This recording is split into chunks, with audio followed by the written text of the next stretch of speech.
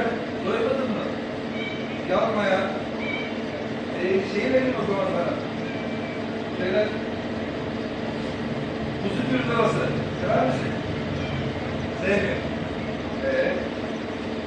O zaman şey verelim. Bonfile. Sever misin?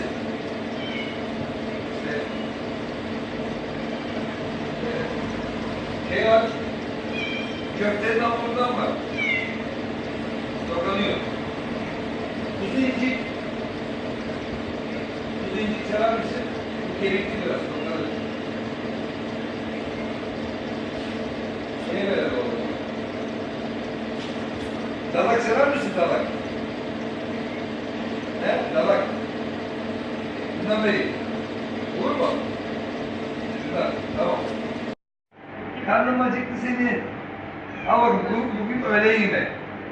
Sabah yemeğini verdik. Al. Al kızım.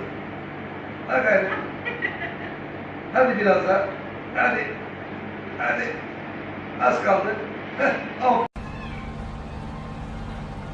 Gel hoş geldin. Yine mi geldin sen? Yok mu paran ya? Bak ya, ne yapacağız seninle ya? Karnım acıktı seni. Dur sana bir daha vereyim bak.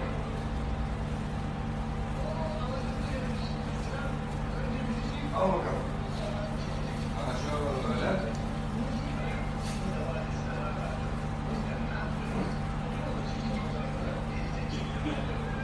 Şöyle. Al bunu. Şeyi. Bir parça da et.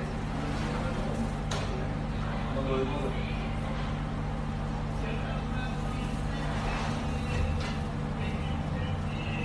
Al bakalım.